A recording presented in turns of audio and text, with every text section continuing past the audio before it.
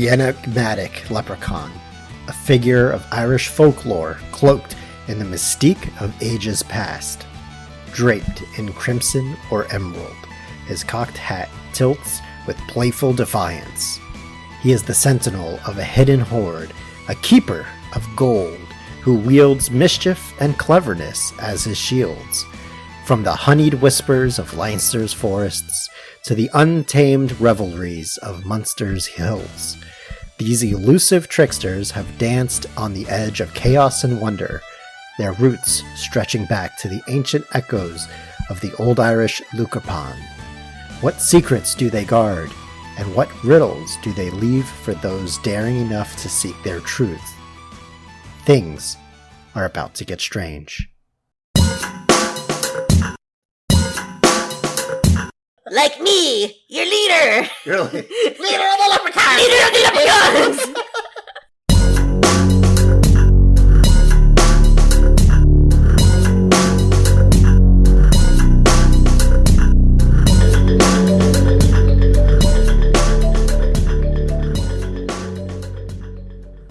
Would you quit yawning? Never. Hello, all you ghouls and goblins. Welcome to Conspiracy Weird, where we talk about conspiracy theories and all things weird. I am your host, Molly, and with me is my husband, Joshua. Yo. How you doing? I'm good. How are you? Sleepy. As usual. As usual. What are you munching on or drinking today? I have my usual goobers and soda. I am doing some string cheese from the gas station and an energy drink. Very good. And you're you... still yawning. Mind your business. Mind your business. I would like to talk real quick about our Patreon. Go join it. If you want to support us, we would highly appreciate it. Even for as low as $5 a month, it will help keep the lights on and the podcast going. And if you want more episodes, yes. And we're going to be doing like book clubs, and I'm maybe doing some tarot readings for y'all, conversations. When we do our episodes that are more violent, I guess. More graphic, I guess. Yeah. The more graphic photos are going to be up on Patreon because, we got to keep it PG for the public. Yes. And then behind closed doors, we can show the rated R stuff. Yes. So, I would like to do my book club, so please go join because I like books. And she likes people, regardless of what she says. People, at least, that are interested in the same things as us. So please join. So my wife has Molly. So my Molly has some friends. Yes, please be my friend. Be weird like us. And join us on Patreon. We may be doing plus Weird After Dark. Weird After Dark are mini episodes. Yep. So join now. Be my friend. If you join Patreon, we'll send you a free sticker. Yes. Or two. So let's get into this. What are we talking about today? Well, we're talking about leprechauns, but I do have to say we had a very sad excuse for an Irish festival by us. They weren't even playing Irish music. I mean, how bad is that? It was in our downtown area. We got invited from one of our friends. We show up. We invited other people. They did show up, and they're like, this is whack. We're going to leave. We're like, okay. And our friend that invited us didn't even show up. Looking at you, Pete. He was like an hour late, Pete. And they weren't even playing Irish music. We got like one lemonade because we were going to wait for him if he was going to show up and get a drink. Possibly, maybe. I don't know. We're not big drinkers. And he didn't show up. Didn't even show. So we went and got ramen. Yeah. But the festival itself was just lame. We should have gone to the other ones. But anyway, we're going to be talking about leprechauns today on the subject of St. Patrick's Day. Well, not St. Patrick's Day, just leprechaun. Just leprechaun in general. But I dressed up as a leprechaun for Halloween one year. And I have yet to see the photo. I need to find it. We will release it on Patreon if you want. If I find it. If she finds it, it'll be on Patreon. I don't want anybody seeing that photo.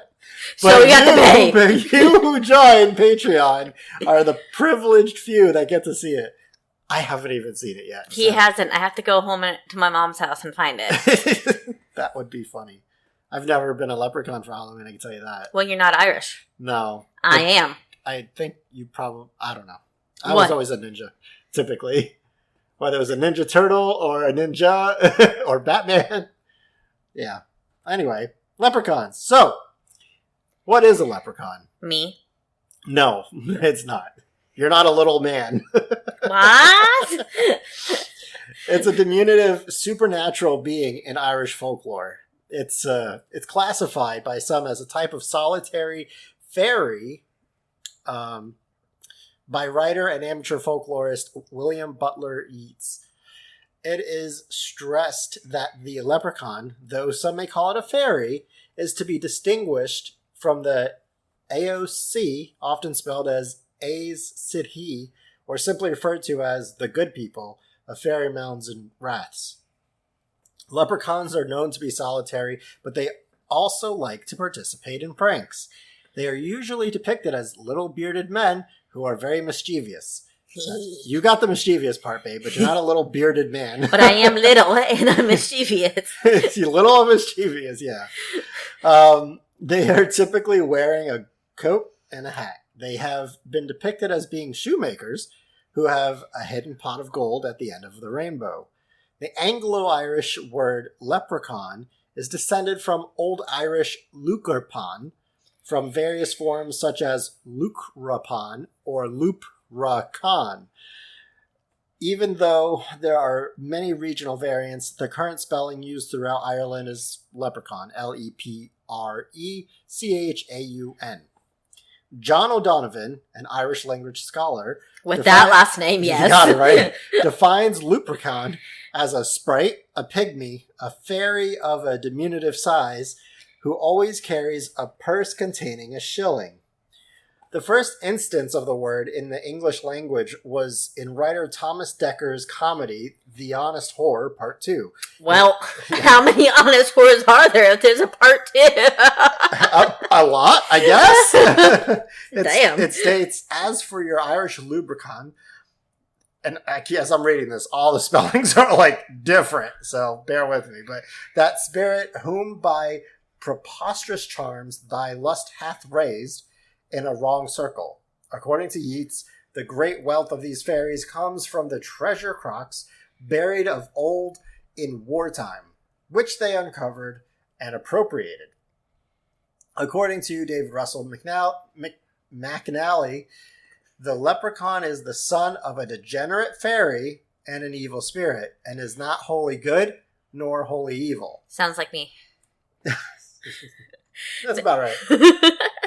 The leprechaun originally had a different appearance depending on where in Ireland he was found. Before the 20th century, it was general knowledge that leprechauns wore red, not green. Samuel Lover, I assume it's Lover, wrote in 1831 describing leprechauns as quite a beau in his dress, notwithstanding, for he wears a red square-cut coat, richly laced with gold, and inexpressibles of the same cocked hat, shoes, and buckles. According to Yeats, trooping fairies wore green, and the solitary fairies, like leprechauns, wore red jackets. The leprechaun's jacket had 7 rows of buttons with 7 buttons in each row. He goes on to say that on the western coast, the red coat is covered by a frieze one. And in Ulster, the creature wears a cocked hat. Just real quick, the frieze one is basically like a woolen extra layer of clothing. When he is up to anything unusually mischievous, he leaps onto a wall and spins, balancing himself on the point of the hat with his heels in the air. Sorry, you couldn't be a leprechaun. You don't have that much balance. Just because it's true doesn't mean you need to put me on blast. Like that's why I ordered 2 pairs of glasses yesterday and not 1. They were on sale. According to McNally, the universal leprechaun is described as: he is about 3 feet high and is dressed in a little red jacket or roundabout with red breeches buckled at the knee, gray or black stockings, and a hat cocked in the style of a century ago over a little old withered face. Round his neck is an Elizabethan ruff. Elizabethan. Oh, so whatever, okay. And frills of lace are at his wrists.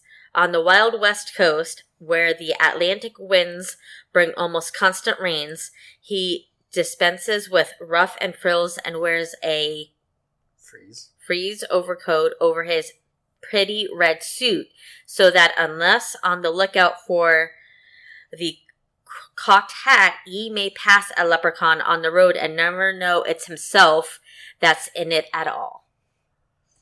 The leprechaun's outfit could vary by region. In McNally's account, there were differences between the leprechauns and, oh boy, sorry for butchering it, Luchorpans, a type of leprechaun from Irish folklore who wears a red military coat, white breeches, and a tall pointed hat from different regions.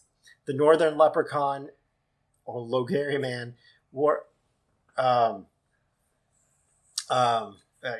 these broad-brimmed, high-pointed hats on which he would sometimes stand upside down.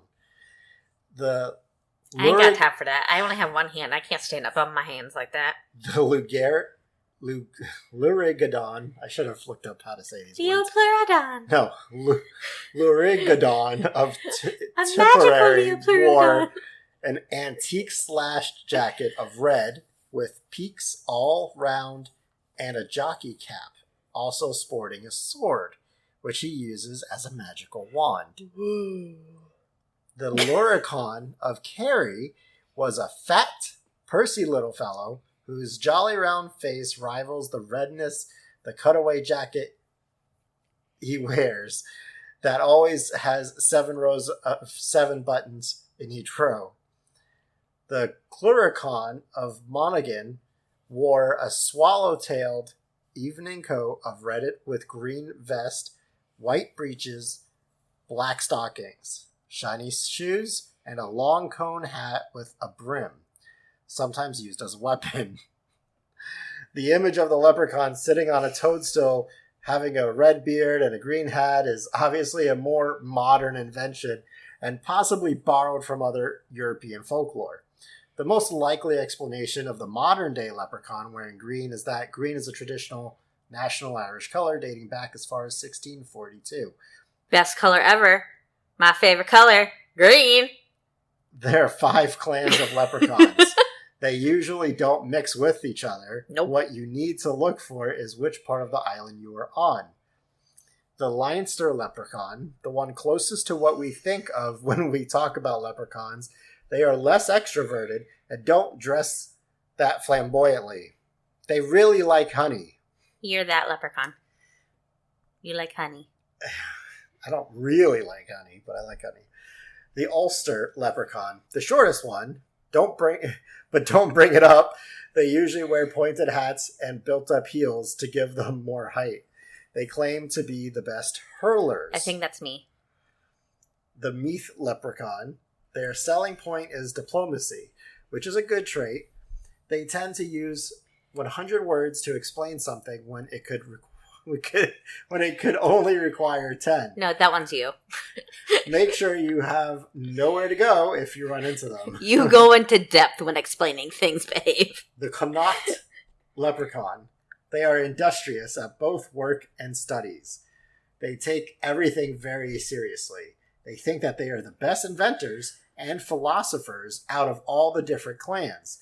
They are very reclusive, so you are less likely to see them. The Munster leprechaun.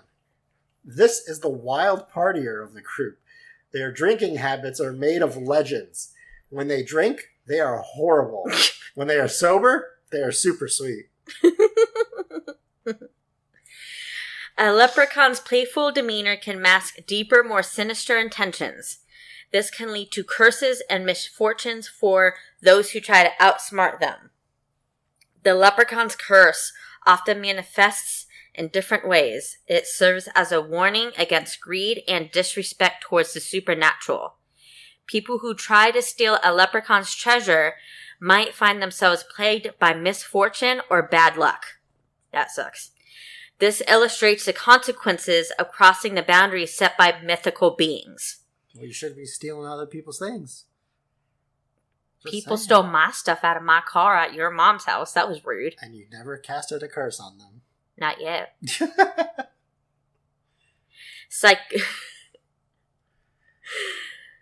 Psychologically, the curse can reflect the fears and anxieties of both communities and individuals. It serves as a metaphor for the consequences of greed and the importance of respecting the unknown. Common themes associated with the curse include isolation. Curses often lead to a sense of alienation from family, friends, and your community. Greed, the desire for wealth, can lead one to fall. Deception, those who deceive the leprechaun can face horrible repercussions. Folklore is rich with stories involving curses and leprechauns. Often, they highlight moral lessons that resonate through generations. One tale involves a greedy man who captures a leprechaun. He hoped to capture the leprechaun's treasure. The man's relentless chase leads to a series of bad events culminating in his isolation and despair.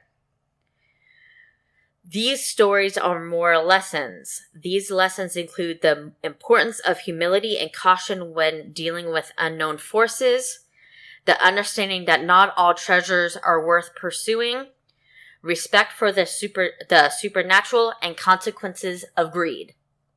All wonderful moral lessons to learn, in my opinion. So let's get into a fun story of leprechauns found in Alabama. Mobile Alabama. Why do we gotta say it like that, though?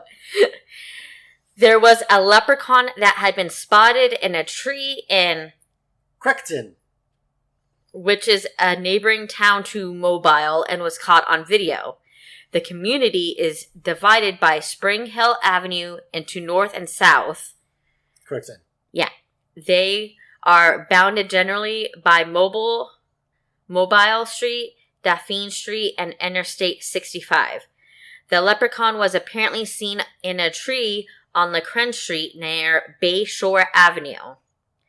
Local NBC affiliate WPMI TV was told about crowds gathering in Cricton on March 14th, 2006. Reporter Brian Johnson was sent to investigate. He had previously received numerous calls about possible leprechaun sightings and questions about it from friends from church and the barbershop. Anchor Scott Walker... What? The barbershop's always a good source of information. It really is. That's where you get all your information. All the gossip. All the gossip. You think beauty parlors and nail salons are bad? Go to a barbershop. Anchor Scott Walker later recalled that when the crew arrived, things sort of snowballed. Multiple people claimed to see a leprechaun in a tree. Makes me think of the adage, if you see a turtle on a fence, you know you didn't get there alone. Nope. Resident Nina Thomas Brown submitted a crudely drawn sketch of the apparent leprechaun. A woman interviewed about the leprechaun stated that instead of it being a leprechaun, it could be a crackhead. This is the U.S. Of course it could be a crackhead. It very well could be in Alabama. A crackhead. I mean, it could be anywhere. I wouldn't be surprised if this was Florida. Right. Hashtag Florida man. He was on bath salts. You know? Florida man on meth. Found in tree. Right. Self-proclaimed Irish person DeMarco Morissette, another person who was interviewed, claimed that he had a special leprechaun flute that he claimed was thousands of years old. Yeah, okay. Okay. He had become known as the Flute Man due to his appearance. The reporter Brian stated, I actually saw what was sketched on paper. Some people say it is a shadow from some of the branches being too close and that there's moss on the tree that could explain it. Certainly, I don't believe it's a leprechaun. Rude. The piece was aired twice. It aired once on the nightly newscast and again on WPMI's morning newscast. That version was the broadcast that went viral. On March 17th, 2006, the video was posted on YouTube and went viral, getting millions of views. The report received attention from Howard Stern, the New York Times, and MSNBC. Political commentary Bill O'Reilly debated whether or not the video perpetrated racial stereotypes. Tosh 2.0 featured the clip in a web investigation segment in 2011. The Bob and Dan show on KTCK 1310, The Ticket, conducted a field investigation in 2014. They interviewed locals about the memories of the incident. Numerous witnesses identified the leprechaun as a local resident named Midget Sean. Midget Sean! As someone who is short in stature. I mean, that's in the name. Midget Sean. The interviewers met the man. He recounted the story as a prank played on the local community. He dressed in a leprechaun suit and climbed the tree while his friends alerted others about a leprechaun sighting. What was it? It's WPMI. Are you Midget Sean? Oh, yeah. Yeah, that's me. That's me. Did you climb in a tree? Yeah. Yeah, that was a prank. It was a prank. I dressed up as a leprechaun and climbed a tree. My friends helped me get up there. I was too short. Can we please... Midget Sean, we gotta get pictures of him. We gotta see if we can find pictures of Midget Sean. If you're listening to this, please email us. If you got photos, we need to see it. Message us on social media.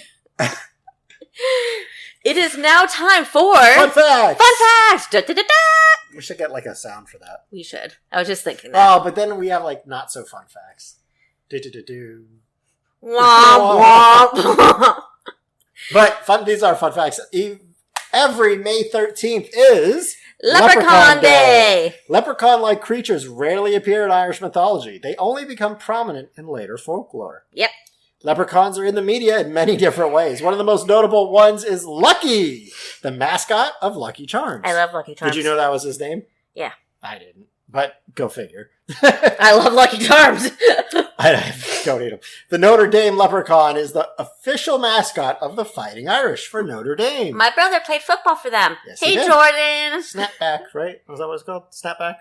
Long snapper. Long snapper. Whatever. I think snapback is a type of clothing. Isn't that a hat? I think it's... I don't know. Anyways. The Boston Celtics logo features the mascot of the team, Lucky the Leprechaun. In 2023, the National Leprechaun Museum in Dublin we need to go. praised the Crichton Leprechaun News Report as one of the most significant pieces of documentary film over the last 20 years. Yep. They announced that they would certify the Crichton sighting as a genuine leprechaun sighting. Yes, we need to go to that museum. So, please subscribe to our Patreon so we can afford this trip. WPMI TV auctioned off the leprechaun sketch for $1,100 on eBay, with the proceeds benefiting the American Cancer Society's Relay for Life. How nice. There's also the Leprechaun movies. Which are not genuine sightings. Obviously. No shit, Sherlock. Were they at least accurate to the folklore? I don't know. I haven't watched them. I haven't seen it. Do you believe in leprechauns, babe? I'm gonna say no. You're married to one. Okay. But if I see a pot of gold, I'm not gonna start stealing it. I'll tell you that. No. I'll take a picture of it. I'll probably start believing if I see a pot of gold, and then I'll be like, well, I'm at an impasse. I don't know if I should take this gold or not. I'll be like, can I just get like a handful, bro? Like if the leprechaun. I think I'll try to summon the leprechaun and try to make a deal with it. Like, hey, buddy, I believe in you. Can you believe in me? And Help me. Can we split this? Be like, my grandpa was born in Ireland. I can get dual citizenship. Can I please have some so I can get the dual citizenship, please? Because I'm broke. What would you do if you ever saw one? Try to hug it. You think I'm joking? I would legit try to hug it. You would be running up to it and be like, hey! Are you a leprechaun? I love leprechauns! You want to be my best friend? You want to fix my life? I love you. What would you do? So, I don't know. Can my wife meet you? I'd be like, hey, I know someone that wants to meet you. She loves you. She's a big fan of your work. She's a big fan. She's a big fan of your work. She's a big fan. Well, that is our episode today, guys. Leprechauns! And happy St. Patrick's Day. Happy St. Patty's Day. Please stay safe. Don't drink and drive. Happy Leprechaun Day when it comes up in May. Yes. It's currently March, so we're amongst the Irish Day, St. Patty's Day festivals, and having good timing on this episode. Yes, I did good. You did great. Thanks. And I thank you all for listening. We love you guys. Stay weird, y'all. Yeah. Yeah! Like me, your leader! Really? Leader of the leprechauns! Leader of the leprechauns! Oh my god, I'm so tired.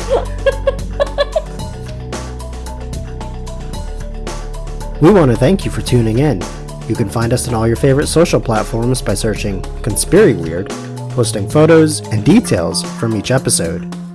Please consider keeping our tummies full by donating to the Snack Fund. Donations will be given a shout out on the podcast. Special thanks to audionautics.com for the theme music. And remember, question everything.